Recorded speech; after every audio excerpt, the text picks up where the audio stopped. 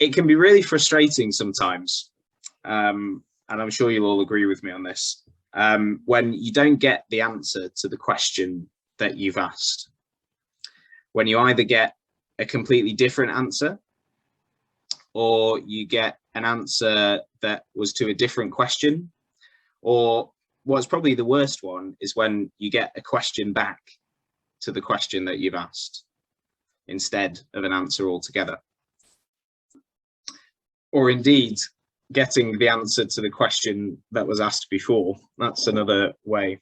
I don't think Jesus managed to execute that, but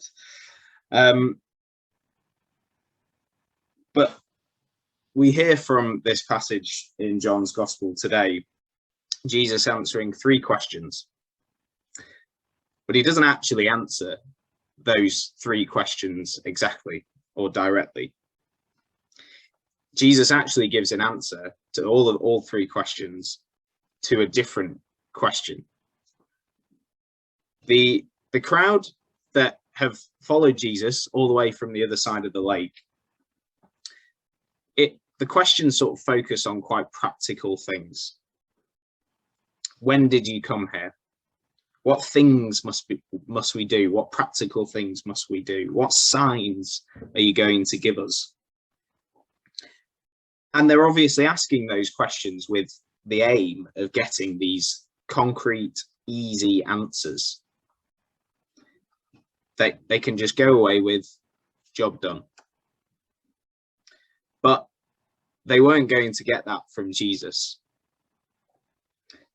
because practical answers would only, and particularly in this context, practical answers would only really serve them short term.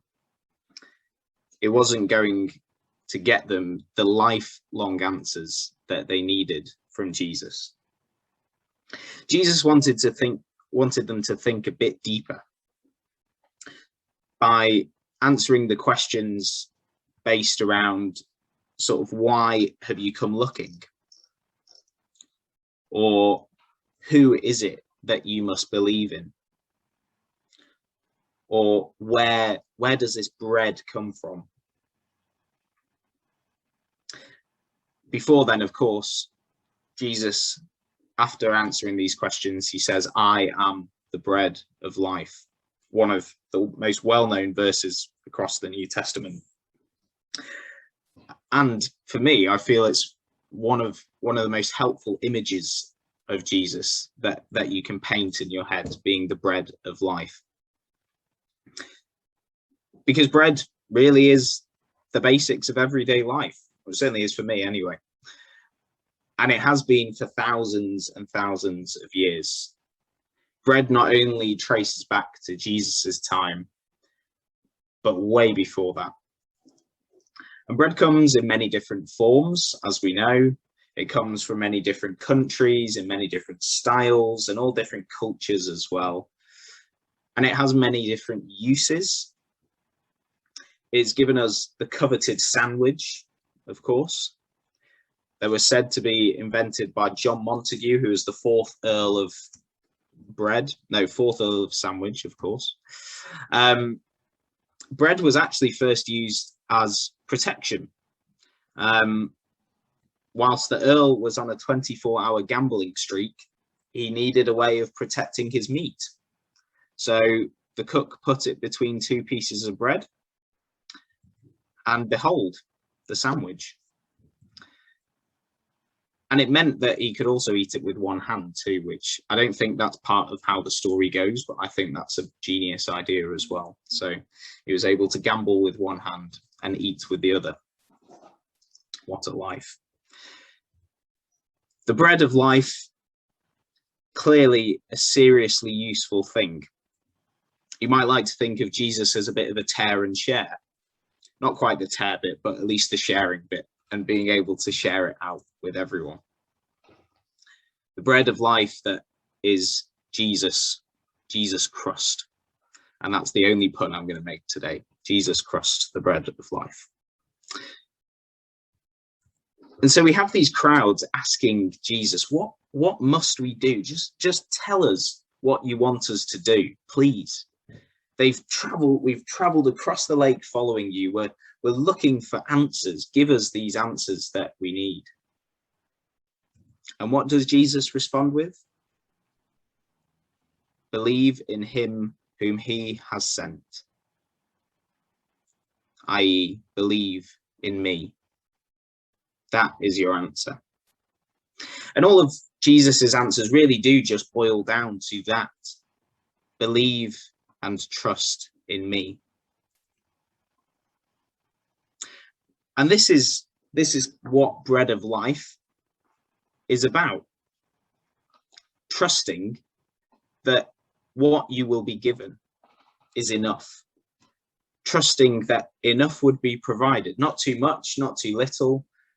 And that links in with manna in the Old Testament as well. Just trusting that what you will get will be enough.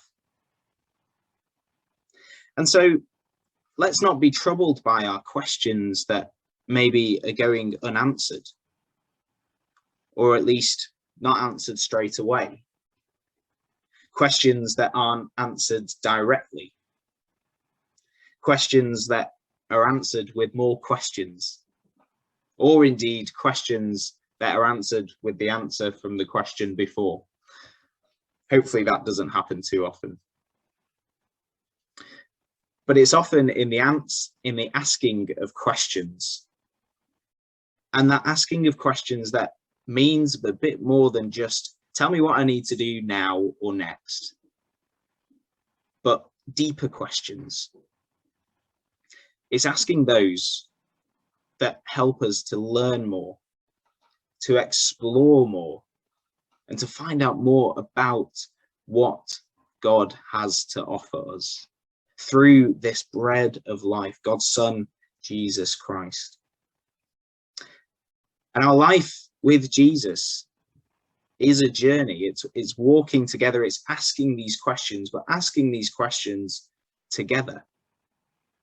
Perhaps answering some, perhaps answering each other's questions, or asking God for the answers. Maybe it's asking more questions. That's okay. And so let us not be disheartened that we might not have the answers to the questions that we ask straight away. Maybe we'll never get the answers. But maybe we need to ask different questions instead. Let us be reminded today that this bread of life will sustain us. That is the answer to the question. This fragrant offering and sacrifice to God that Jesus Christ is and was. Let us feed on this bread for all of our days. And if we feed on that bread of life, it will, I can guarantee you, nourish us for the rest of our days.